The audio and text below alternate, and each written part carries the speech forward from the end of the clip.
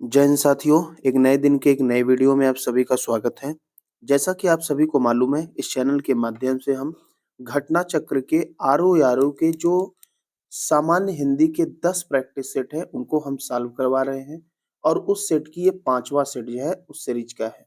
ये आपका सचिवालय सीरीज चल रहा है और यदि आप ईमानदारी से इन 10 सेट को 1 से 2 बार देख लेते हैं, तो आज तक आप यदि हिंदी कुछ भी नहीं पढ़े होंगे, तो भी हमारी गारंटी है यहाँ से आपको कम से कम 50 क्वेश्चन देखने को मिल जाएगा, यदि आप इसकी डिटेल व्याख्या के साथ पढ़ लेते हैं। इसके साथ ही हम दृष्टि, घटना चक्र, घटनासार सबका सीरीज चला रहे हैं। तो आप लोग चैनल को सब्सक्राइब कर लें और अपने रिव्यू ज़रूर दें। तो आइए शुरू करते हैं बिना देर के हुए। देखिए, इसका जो पीडीएफ है आपको हमारे टेलीग्राम चैनल पर यहाँ पर मिल जाएगा, तो आप टेलीग्राम चैनल ज्वाइन कर लें। यहाँ पर आपको पीडीएफ देखने को मिल जाएगा। तो आइए अब यहाँ पर हम शुरुआत करते हैं इसकी सीरीज। आप देख सकते हैं ये सेट नंबर 5 है। पहले प्रश्न से शुरू करेंगे। सबसे पहला प्रश्न यहाँ पर दिया गया है, सही आपको विलोम युग्म जो है चुनना है। तो इसका पहले का जो सही आंसर आपका होगा वो बी होगा। रात्रि का दिवस सही विलोम युग्म है। आकाश का विलोम पाताल होता है, लेकिन धरती का पूछेगा तो आप आकाश बोलेंगे, तो यहाँ पर आकाश के यदि विलोम पूछेगा तो पाताल बोलेंगे। दिन का रात होता है। सुदिन का तो मतलब अच्छा दिन होता है। मांग का जो विलोम होता है वो पूर्ति होता है, न कि मनाही होता है। मनाही का मतलब आज्ञा देना, आदेश देना। ठीक है। आवर्तक का विलोम पूछा गया है, तो इसका विलोम विवर्तक होगा, या यदि विवर्तक नहीं है, ऑप्शन में अनावर्तक दिया गया है, तो फिर अनावर्तक को भी क्लिक कर सकते हैं। समर्थक का विलोम आपका विरोध होगा। ठीक है। समावर्तक आप लघुत्तम, महत्तम, समावर्तक पढ़ते ही हैं, और अग्रिम का मतलब पहले ही होता है पूर्व बधाई देना। उद्धत का विलोम यहाँ पर पूछा गया है, तो उद्धत का विलोम जो होगा वो विनीत होगा। उद्धत मतलब उदंड होता है और विनीत का मतलब विनम्र स्वभाव का। ये उद्धृत शब्द नहीं होता है। ठीक है। तैयार का मतलब कोई चीज कहते हैं, जैसे फल तैयार हो गया, फसल तैयार हो गया, तो इसका विलोम होता है अपरिपक्व। और पृथक का विलोम होता है संलग्न अर्थात जुड़ा हुआ। आगे बात करते हैं। ऋजुता का सही विलोम आपको बताना है, तो इसका सही आंसर जो होगा वो बी होगा। वक्रता होता है। बाकी टेढ़ापन, तिरछापन, बांकापन सब सेम ही होता है, सब एक दूसरे के पर्यायवाची हैं। सही विकल्प में सही विलोम युग्म आपको बताना है, तो सही आंसर बी होगा। कृपण का मतलब कंजूस होता है और इसका विलोम दाता होगा। सांझ का विलोम जो है वो भोर होता है। ठीक है, दोपहर नहीं होता है। शुष्क का आर्द्र होता है, न कि क्षुद्र होता है। और प्रसन्न का विलोम खिन्न या अप्रसन्न होता है। और प्रसन्न और प्रफुल्ल दोनों एक दूसरे के पर्यायवाची हैं। रथी का विलोम आपका विरथी होगा। रथी मतलब जो रथ पे सवार होते हैं उन्हें रथी कहते हैं। ठीक है। और सारथी जो रथ चलाता है उसे कहते हैं, रथ चालक को सारथी कहते हैं। ये अर्थी कोई शब्द नहीं होता है। महारथी का मतलब महान है जो रथी। ठीक है, मतलब जो योद्धा लड़ता है महान होता है। संपन्न का विलोम यहाँ पर पूछा गया, सही आंसर आपका बी होगा, विपन्न होगा। निर्धन का विलोम धनी। विपद का विलोम सपद। और अस्थिर का विलोम स्थिर। एक यहाँ पर विलोम गलत है, वो आपको बताना है, तो सही आंसर डी होगा। अनुचर का परिचर नहीं होता है, अनुचर का अग्रचर होता है। अनुचर और परिचर दोनों समानार्थी होते हैं। मौन का विलोम मुखर होता है। शानदार का शर्मनाक होता है और बर्बर का सभ्य होता है। विलोम की दृष्टि से आपको शुद्ध युग में बताना है, तो सही आंसर बी होगा, संयुक्त का वियुक्त। विराग का विलोम अनुराग होता है, न कि चिराग होता है। सरस का विलोम अरस नहीं नीरस होता है। और अर्वाचीन का प्राचीन होता है। आगे बात करते हैं। कौन सा विलोम युग्म त्रुटिपूर्ण है, मतलब कौन सा विलोम गलत है। यहाँ पर देखिए जो जागृत दिया गया है, जागृत का शयनित नहीं होता है। शयन का मतलब भी शयन कक्ष, विश्राम कक्ष होता है। जागृत का विलोम जो होता है वो सुषुप्ति होता है। ठीक है। धूर्त का चालाक, अमावस्या का पूर्णिमा और छली का निश्चल विलोम होता है। कौन सा शब्द अंधकार का पर्यायवाची है पूछा गया है। सही आंसर यहाँ पर सी होगा। अंधकार का पर्यायवाची तिमिर होता है।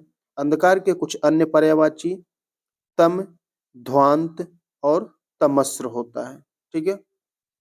और तमी का पर्यायवाची तमिश्रा होता है। तमस्र का मतलब अंधकार होता है, जबकि तमिश्रा का मतलब रात होता है। तुरंग घोड़ा का होता है और तोमर बाण का पर्यायवाची होता है। आगे देखिए, चंद्रमा का पर्यायवाची कौन सा नहीं है पूछा गया है, सही आंसर डी होगा। सरोज जो होता है ये कमल का पर्यायवाची होता है, जबकि यहाँ पर इंदु, मयंक, सुधांशु ये सब किसके पर्यायवाची हैं? चंद्रमा के।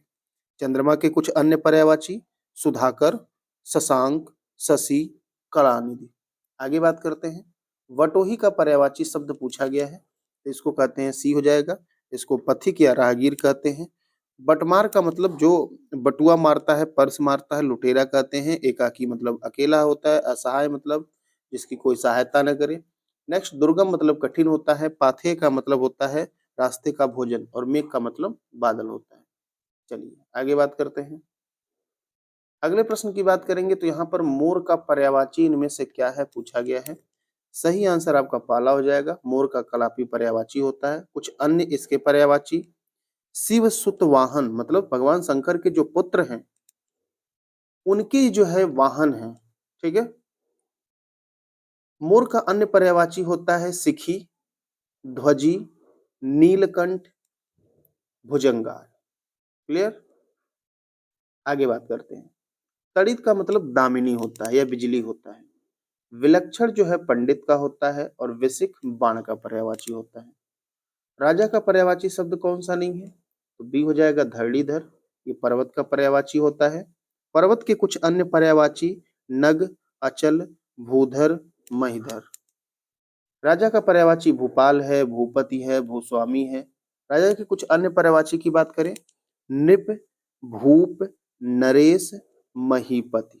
लक्ष्मण का एक अन्य पर्यायवाची शब्द कौन सा है? तो सौमित्र कहते हैं। लक्ष्मण के कुछ अन्य पर्यायवाची शेषावतार, रामानुज, सुमित्रा पुत्र, लखन। लंकेश रावण को कहते हैं, और लोकेश जो है ब्रह्मा को कहा जाता है। नरेंद्र राजा का पर्यायवाची होता है। आगे बात करते हैं। सुयश का पर्यायवाची यहाँ पर पूछा गया है। तो सु मतलब होता है सुंदर यश, जिसका जो है अच्छा यश हो। तो इसका सही आंसर बी हो जाएगा सुकीर्ति। इसके कुछ अन्य पर्यायवाची ख्याति, प्रतिष्ठा, यश। ये उत्पातु, उत्पातु का मतलब जो अमंगल करे उसे उत्पातु कहते हैं। दुष्ट होता है, धृष्ट होता है। सृजन का मतलब सृष्टि होता है, और दिक् का मतलब दिशा होता है। स्त्री का कौन सा पर्याय है? तो सही आंसर आपका बी होगा, अंगना कहते हैं। ठीक है। अंगजा का मतलब होता है पुत्री। आंगन आप जानते हैं घर के अंदर होता है, और अंगार आप जानते हैं जो दहकता हुआ लाल होता है, मतलब कोयला या पत्थर का।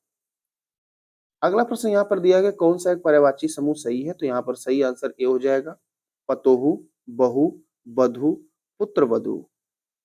ठीक है। ये जो है आपका पर्यायवाची होता है किसका? यही बहु का पर्यायवाची है। ठीक है। इसके कुछ अन्य पर्यायवाची होते हैं कलत्र, गृहलक्ष्मी, बेगम, बनिता, दारा, वामांगिनी। ठीक है। बाकी शेष पर्यायवाची सही नहीं। देखिए पत्र, पत्थर, खत और पत्रा ये अलग अलग हो जाएगा। पत्थर यहाँ पर अलग हो गया, पत्रा नहीं पत्र होता है। पथ रास्ता होता है, पानी अलग हो गया, राह डगर। तो पथ राह डगर तो सेम हो गया, पानी यहाँ पर अलग हो गया। पत्ता, पति, प्रश्न, पढ़। तो पत्ता और पढ़ जो है एक हो गया, प्रश्न उत्तर होता है। पति तो आप लोग जानते ही हैं। आगे देखिए, अधोलिखित में एक पर्यायवाची युग्म सही नहीं है। अब इसमें कौन सा पर्यायवाची सही नहीं है? सही आंसर आपका सी होगा, जलधि। जलधि का मतलब समुद्र होता है, जबकि अम्बुद का मतलब बादल होता है, तो यही सही नहीं है। पुरंदर को अमरपति कहते हैं, इंद्र का पर्यायवाची होता है। सरोवर को पुष्कर कहा जाता है, और फड़ी को उरक कहते हैं, जो कि सांप का पर्यायवाची होता है। यहाँ पर देखिए कौन सा सही नहीं है। सही आंसर इसका होगा सी, उत्तर द्वारा खंडन करके कहा हुआ। इसको प्रत्युक्त, प्रति उत्तर ऐसे नहीं कहते हैं, उसे प्रत्युक्त कहा जाता है। ठीक है। क्या होगा? प्रत्युक्त। असाधारण मेधा वाला मेधावी नाटक का एक हास्य रस प्रधान भेद प्रहसन कहते हैं, और पचाने की क्रिया करने वाले को पाचक कहते हैं। अवसर के अनुरूप बदल जाने वाले को क्या कहते हैं? अवसरवादी कहते हैं। जो आदर्श के अनुसार अनुरूप बदले उसे आदर्शवादी, जो स्थिति के अनुसार रहे उसे यथास्थितिवादी कहते हैं, और जो भाव के अनुसार रहे उसे भाववादी कहते हैं। जो अभी अभी उत्पन्न हुआ हो उसे अद्य प्रसूत कहते हैं। प्रसू का मतलब होता है जन्म देने वाली स्त्री, दत्तक का मतलब गोद लिया हुआ पुत्र होता है, और अंत्यज का मतलब निम्न जात या वर्ण में उत्पन्न पुत्र, ठीक है, या जो निम्न जात का हो। कनिष्ठिका और मध्यमा के बीच की अंगुली को क्या कहते हैं? तो इसे अनामिका कहते हैं। सही आंसर आपका डी होगा। आगे बात करते हैं। वह स्त्री जिसका पति परदेश से आने वाला हो उसको आगमिष्यत पतिका कहते हैं। अब यहाँ पर देखिए ए वाला ऑप्शन आगत पतिका दिया है, इसका मतलब जिसका पति आ गया हो, और आगमिष्यत पतिका मतलब आने वाला हो। अब यहाँ देखिए प्रोषित पतिका मतलब जिसका पति परदेश चला गया हो, और बी का मतलब प्रवतस्य प्रतिका का मतलब जिसका पति जो है वो विदेश क्या हो, जाने वाला हो, उसे कहते हैं प्रवतस्य पतिका। आगे बात करते हैं अगले प्रश्न की। देखिए अगला प्रश्न यहाँ पर ये दिया गया है 26, जिसका कोई आकार ना हो उसे क्या कहते हैं? उसे जो है निराकार कहा जाता है। सही आंसर आपका यहाँ डी होगा। साकार मतलब और कलाकार और बेकार आप समझ रहे हैं। मर जाने की कामना, जब कामना या इच्छा होता है तो उसके अंत में आ आता है, ठीक है, तो इसे कहते हैं मुमूर्षा। और जब छोटाओ की मात्रा लगता है तो इसका मतलब ये होता है कि इच्छा रखने वाला या इच्छुक इच्छुक होता है, ठीक है। मरण का मतलब मरना हो गया। मुमुक्षु का मतलब मोक्ष की इच्छा रखने वाला, और मुमूर्षु का मतलब मरने की इच्छा रखने वाला। क्लियर। उत्तराधिकार में प्राप्त संपत्ति, इसे क्या कहते हैं? इसको जो है रिक्त कहा जाता है, ठीक है। धरोहर का मतलब किसी दूसरे के पास आपकी कोई जो वस्तु रखी हुई है उसे धरोहर कहते हैं। उत्तराधिकृत का मतलब होता है जो उत्तराधिकार के लिए उपयुक्त है, और परिसंपत्ति का मतलब किसी व्यक्ति या संस्था की जो आधिकारिक संपत्ति होती है उसे परिसंपत्ति कहते हैं। पिता के घर रहने वाली युवती को क्या कहते हैं? इसे सुहासिनी कहते हैं। कलापिनी का मतलब मोर होता है। वाग्दत्ता मतलब एक ऐसी नायिका या लड़की जिसकी शादी पक्की हो गई हो, मतलब जिसे शादी का वचन दिया गया हो। शादी होना खाली संस्कार जो शादी के होते हैं वो बाकी हैं। सद्य प्रसूता मतलब ऐसी स्त्री जिसने अभी अभी बच्चा दिया हो, ठीक है। आगे बात करते हैं। वह नायिका जो अपने पति के परदेश में होने के कारण दुखी हो उसे क्या कहते हैं? तो इसका सही आंसर आपका बी होगा, उसे वियोगिनी कहते हैं, ठीक है। प्रोषित पति का हमने बता ही दिया है, जिसका पति विदेश चला गया हो। विरह विदग्धा का मतलब होता है विरह या दुख में जलने वाली स्त्री, और खंडिता का मतलब एक ऐसी स्त्री जिसका पति रात को किसी अन्य स्त्री के साथ रहकर आए। आखर शब्द का तत्सम रूप कौन सा होगा? तो आखर का तत्सम यहाँ पर अक्षर हो जाएगा। अद्य तत्सम होता है, इसका तद्भव आज होगा। अक्षी का आंख और अम्ब का अम्मा होता है। नया का यहाँ पर तत्सम रूप पूछा गया है। देखिए नया का नब्बे होता है या नव भी कहते हैं, ठीक है। बाकी नवल नवीन नूतन सब इसी के पर्यायवाची हैं। फूल का तत्सम जो है पुष्प हो जाएगा। बाकी पुह प्रसून और सुमन सारे फूल के ही क्या है? पर्यायवाची हैं। तद्भव तत्सम की दृष्टि से कौन सा युग्म सही नहीं है आपको ये बताना है। तो सही आंसर आपका ये होगा, जो छाद्य छादन लिखा गया है ये दोनों के दोनों जो है तत्सम है, और इसका तद्भव होता है छाजन, छ से छाता वाला छ, जन छाजन। क्लियर है। छुरी का छुरिका ये सही है। घूंघट का गुंठन और चौरी का चमरी। तद्भव शब्द का चयन कीजिए। तो यहाँ पर जो तद्भव होगा बी हो जाएगा मुंह। जहां भी आपको चंद्रबिंदी देखने को मिल जाए वो सिर्फ और सिर्फ तद्भव होगा। मुंह का होता है मुख, ठीक है। बाकी बैंक तो विदेशी शब्द है। मर्म और प्रलाप ये तत्सम शब्द है, संस्कृत वाले शब्द है। अगला 36 नंबर दिया है कि तद्भव से तत्सम बने सही शब्द युग्म को जो है चिन्हित करिए। इसका सही आंसर सी होगा। भभूत तद्भव होता है, इसका तत्सम जो है विभूत होगा। धुआं का जो तत्सम होता है ध्रुम नहीं होता है, धूम्र होता है। जो चख दिया गया है चछ नहीं होता है, चछू होता है। और नेह का सनेह नहीं आधा सा होता है, स्नेह होता है। अगला देखिए, तद्भव तत्सम का कौन सा सर्वोत्तम युग्म या सही है? सही आंसर सी होगा। घर का गृह होता है।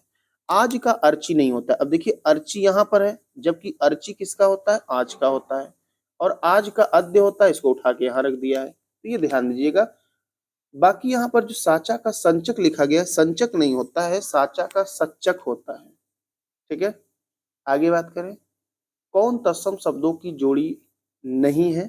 तो सही आंसर यहाँ पर हो जाएगा बी, दधी का भात नहीं होता है, दधी का तो दही होता है और भात का जो है ये भक्तक होता है।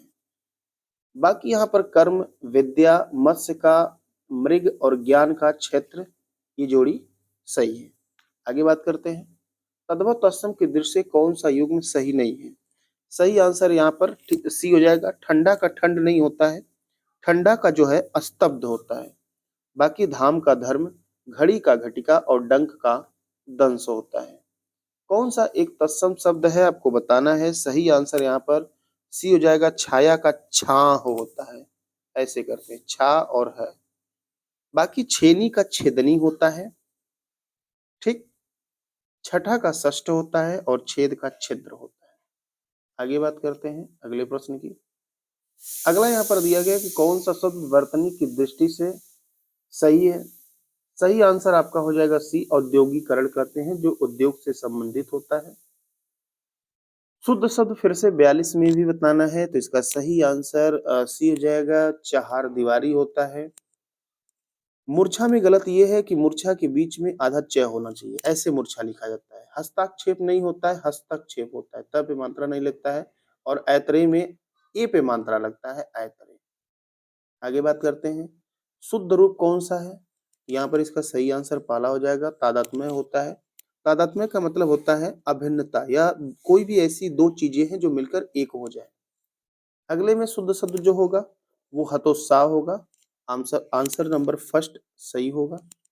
अगला देखिए 45 में कौन सा वाक्य अशुद्ध है आपको बताना है। तो 45 का जो सही आंसर पाला हो जाएगा। मुझे बड़ी भूख लगी है, गलत है। बड़ी भूख नहीं लगती है, बहुत भूख लगती है। बाकी सारा सही है, वो अच्छे गुणों वाला है। अधिकतर लोग का यही विचार है, घड़े का ठंडा पानी पिलाइए। ये सारे आपके जो है सही है। 46 नंबर की बात करते हैं, शुद्ध वाक्य आपको चुनना है। सही आंसर बी हो जाएगा। वाह कितना सुंदर दृश्य है, बाकी सारे गलत है। 47 का दिए गए विकल्पों में से सही वाक्य चुनिए। इसका सही आंसर जो है 47 का जो होगा वो डी होगा। परिवर्तन से ही विकास के चरण आगे बढ़ते हैं। अब फिर यहाँ पर गलत क्या है, देखिए। ललित को दो बेटियां हैं, गलत है। ललित की दो बेटियां हैं, क्लियर है। कर्म ही जीवन की कसौटी है, कसौटी गलत है, कसौटी होता है, ठीक है। आगे बात करें, डर के मारे चोर दौड़ गया। यह चोर दौड़ गया नहीं होगा, डर के मारे चोर भाग गया, क्लियर है। आगे बात करते हैं, आगे बात करेंगे यहाँ पर कौन सा वाक्य शुद्ध है। 48 में आपको बताना है। तो इसका आपका सही आंसर डी होगा। भारत में अनेक जाति के लोग रहते हैं। शेष में गलत क्या है, मैं अपना कार्य स्वयं कर। यहाँ पर देता हूँ गलत होगा, लेता हूँ सही होगा, ठीक है। देता की जगह पे लेता। परीक्षा का माध्यम अंग्रेजी नहीं होना चाहिए, इसमें क्या दिक्कत है। देखिए अगर इसमें हम देखें तो परीक्षा का माध्यम अंग्रेजी नहीं होनी चाहिए होता है, ठीक है। शायद वह अवश्य आएगा। शायद और अवश्य एक साथ नहीं लगते हैं, या तो शायद लगाइए या तो अवश्य लगाइए। आगे देखिए, शुद्ध वाक्य की आपको पहचान करना है 49 में। इसका जो सही जवाब होगा वो बी होगा। देश के लिए उसने अपना सर्वस्व न्यौछावर कर दिया, ठीक है। अब देखिए गलत फिर क्या है, जब तुम फोन करोगे तो मैं आऊंगा। अब इसमें फिर क्या दिक्कत है, देखिए अगर इसमें ध्यान से देखेंगे तो नहीं होता है, यहाँ पर तब होता है। जब तुम फोन करोगे तब मैं आऊंगा, ठीक है। सी में देखिए वो बहुत तेज तेज दौड़कर चला गया, ये गलत लिखा गया है। वह बहुत तेज दौड़ते हुए चला गया। बुराई को बढ़ावा नहीं दो। बुराई बुराई को बढ़ावा नहीं नहीं होता है, ना दे। बुराई को बढ़ावा ना दे।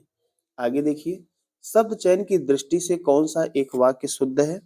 तो इसका सही आंसर डी होगा। रामचंद्र शुक्ल ने अनेक ग्रंथों की रचना की है। अब फिर गलत क्या है, देखिए यहाँ पर जो लिखा गया है, थोड़ा सा इसके लिए हमको छोटा करना पड़ेगा। हाँ, अब देखिए सही आंसर तो डी हो गया। ये जो नागरी होती है ये भाषा नहीं होती है, लिपि होती है। तो नागरी लिपि आपको लिखना है। ये सदृश्य में बीच में जो आधा स लिखा गया नहीं होता, केवल सदृश होता है, यह नहीं होता इसमें। इस प्रकार से लिखते हैं स द्रि और स, सदृश होता है। तो यहाँ पर वर्तनी को लेकर गड़बड़ है। और यहाँ पर पद्य का चरण जो होता है ना, पद्य का नहीं होता है, चौपाई का होता है। तो पद्य की जगह पे चौपाई होना चाहिए। कौन सा युग्म विशेषण विशेष की दृष्टि से सही है। तो सही आंसर यहाँ पर लक्ष्य का लक्षण होता है। ठीक है, लुब्ध और लोभी ये दोनों के दोनों विशेषण हैं किसके? लोभ के। मंगल और मांगलिक, ये जो मंगल शब्द है, मंगल जो है आपका विशेष्य है, जबकि मांगलिक क्या है? ये विशेषण है। तो यहाँ पर उल्टा हो गया, विशेष्य का विशेषण हो गया। ठीक है, जबकि विशेषण विशेष से वो पूछा था। बाकी इसका एक और विशेषण मंगलिक का होता है मंगलमय। विस्तृत और विस्तीर्ण, ये दोनों के दोनों विशेषण हैं किसके? विस्तार के। आगे बात करते हैं। 52 नंबर क्वेश्चन देख लीजिए। स्नेहमयी माता स्वादिष्ट भोजन से बालक को पुष्ट कर रही है। कितने विशेषण और विशेष्य हैं आपको बताना है। तो इसका जो सही आंसर आपका बनेगा वो सी होगा। 3 विशेषण है, देखिए स्नेहमयी विशेषण, स्वादिष्ट विशेषण और यहाँ पर पुष्ट जो है विशेषण हो जाएगा। 3 विशेषण है, विशेष्य भी 3 है, माता, भोजन और बालक। कौन सा शब्द विशेषण नहीं है आपको बताना है। सही आंसर सी हो जाएगा वंदना। वंदना जो होता है भाववाचक क्या है? संज्ञा है। बाकी भूत, वक्तव्य और दर्शनी विशेषण है। आगे देखिए कौन सा शब्द आवृतवाचक विशेषण है। तो आवृतवाचक में गुना चलता है, तो सही आंसर पहला हो जाएगा 20 गुना। बाकी यहाँ पर जो 8 है ये गणनावाचक है, 8वां क्रमवाचक और चारों समुदायवाचक है। 8 बड़े चोर पकड़े गए थे, पुलिस की लापरवाही से आधे चोर भाग गए। यहाँ पर विशेषण विशेष्य का संबंध कहाँ पर नहीं है। तो 8 बड़े चोर पकड़े गए यहाँ पर तो है, लेकिन जो ये पुलिस की लापरवाही दिया है ना, ये आपका यहाँ पर गड़बड़ जाएगा। जो लापरवाही है लापरवाह से बना है और लापरवाही जो है भाववाचक संज्ञा है। तो यहाँ पर फिर विशेषण नहीं है, इसीलिए आपका ऑप्शन नंबर सी यहाँ पर सही हो जाएगा। क्लियर? आगे बात करते हैं। वह कृशकाय, कृशकाय का मतलब होता है दुबला पुतला शरीर वाला व्यक्ति। तो वह कमजोर व्यक्ति दौड़ने लगा। अब यहाँ पर विशेष से पूछा गया है, तो कृशकाय के बाद व्यक्ति आया है, तो विशेष से क्या हो जाएगा? व्यक्ति।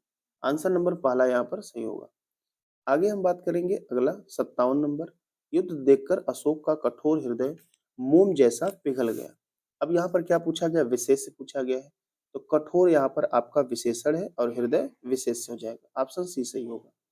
आगे बात करें, मोहिनी तेज दौड़ती है, इस वाक्य में तेज क्या है?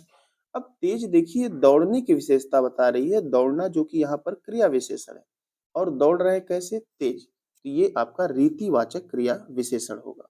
यह मेरा घर है, इस वाक्य में यह किस प्रकार का विशेषण है? तो देखिए यह किसके लिए आया है? घर के लिए आया है।